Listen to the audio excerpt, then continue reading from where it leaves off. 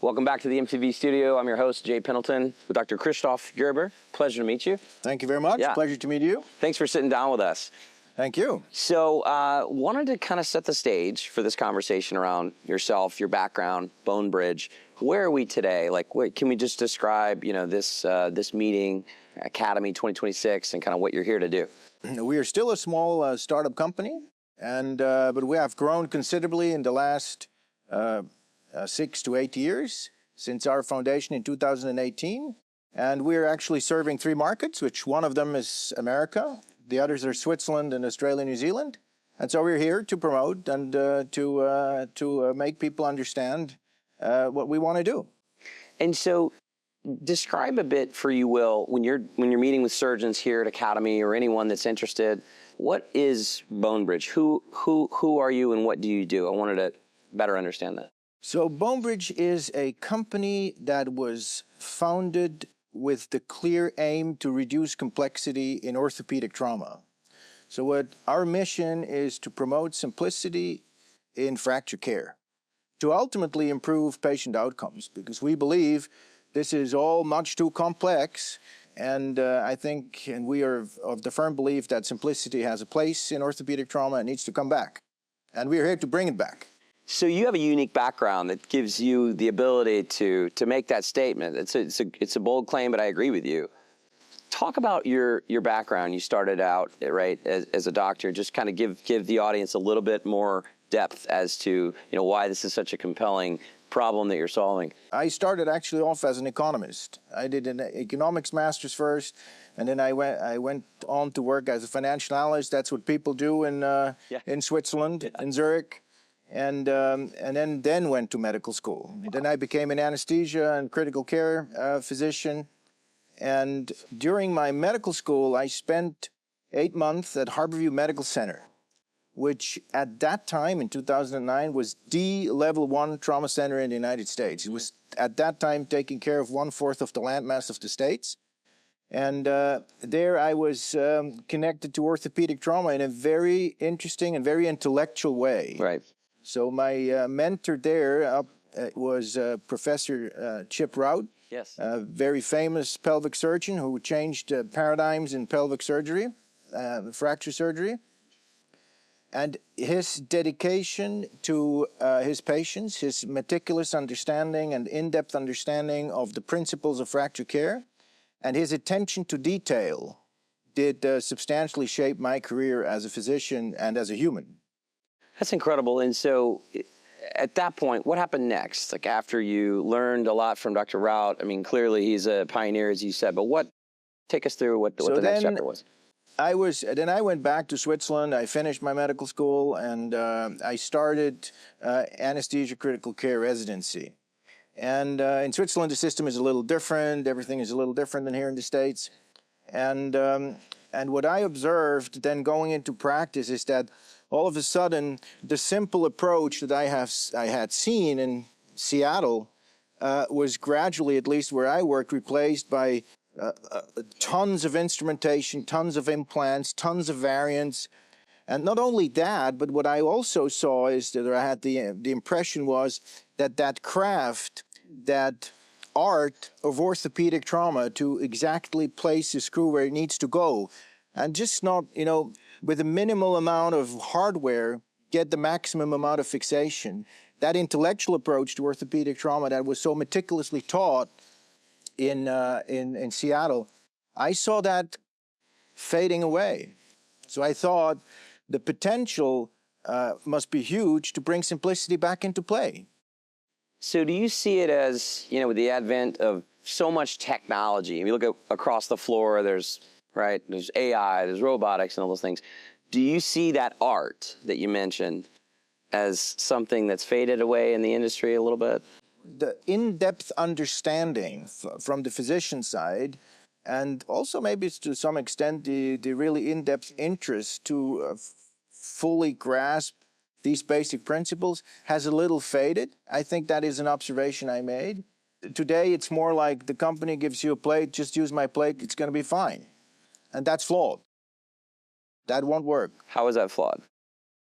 I mean, if you just use any plate and you just put some screws somewhere, that does not mean it heals. So the principles, the basic principles need to be respected. And it actually doesn't matter much of what of an implant you have. If you really master the craft of orthopedic trauma, you can almost fix everything with a 1/3 tubular plate. Then make that connection for me and for the audience of what are you solving for in terms of the reducing complexity and the way in which Bonebridge is tackling these really challenging, pathologies in the OR. Our offering aims to simplify all the steps in a surgical procedure. And so there are a lot less variants to choose from. That's a first facilitator if you are a young surgeon and you're getting into practice and you're learning. Second of all, the instrumentation is substantially simpler. There are less instruments, there's less complexity on the sets. That makes all your reprocessing substantially cheaper. And then, the fact that you have one drill bit for cortical screws and variable angle locking screws, that also eradicates a big source of error and of confusion in the OR, right? And especially in the US, where there's substantial support needed from the reps, the back and forth, did you get me the right drill or the wrong drill? And this is a substantial relief. So we try to do that in a very systematic way on the level of the implants, but also on the level of the instruments. So what have you learned during this journey? How long have you been around, and just kind of like take us through that? We have founded the company on a white piece of paper in June 2018. There was nothing. And the most important takeaway is simplicity is hard. It is very difficult. And it is very difficult to leave things out. Yeah. It is much easier to just add another bell and another whistle just to make it more complex and more nice and favorable and sexy. Yeah. But leaving things out and attaining perfection at a sweet spot where there's nothing to take away, nothing more to take away. Yeah. That's very difficult. It's very hard. How are you able to convince trauma surgeons to do more with less? Like, I'm just trying to understand that bridge, pardon the pun. In Switzerland, this is very easy. Because, we have a tradition, we come from Switzerland, open reduction, internal fixation, all these principles were developed in Switzerland. And we can bring that back, kind of going to the roots, back in the old times, and where really meticulous understanding of these principles still mattered. And that's an easy sell in Switzerland. It's a fairly easy sell in Australia as well. It's a much more difficult sell here in the United States. And I think one of the critical elements to understand is Bonebridge is not for everyone. There are surgeons that really, they like complexity, they want complexity, they find it beautiful, and for those, we are probably not the right partner. But there are others which are intrigued by the fact that someone is coming and bringing back simplicity, because they kind of know that there was simplicity once upon a time. Right. And then the other thing is, if you can see, if you get two cases, right, similar cases, and one case is done in a very simple way, and the other case is done with a lot of screws and a lot of complex 3 or 4 plates, whatever combinations, mini fracs, blah blah. And then you look at these two results.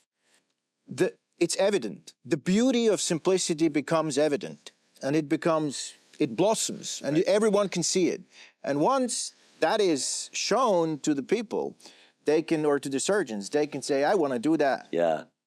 So is that what's led, it's been 8 years since inception. Congratulations, right? I know it's a slog, but is that what led to some early success? Is that aha moment that's going on with these surgeons, taking them back to the roots of trauma orthopedics? I think that may be one element. I think the most critical element was, so this is a physician-run company. Yep.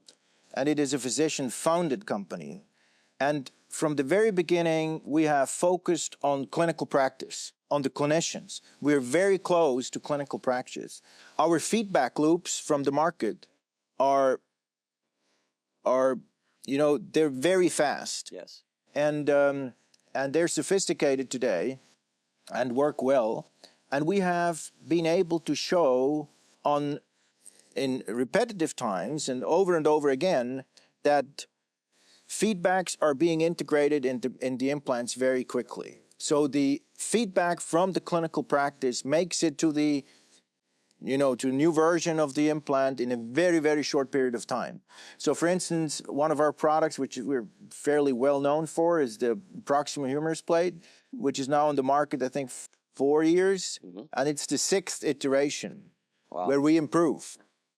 And and people respect us for this. So the proximity to the actual clinical work is of paramount importance. How do you stay that nimble, and how do you make sure that, the efficiencies and the simplicities don't limit the options that the surgeons may have? That's an important question, and that's, I think, the mastery of what we try to do. So that's a thin line. I agree with you.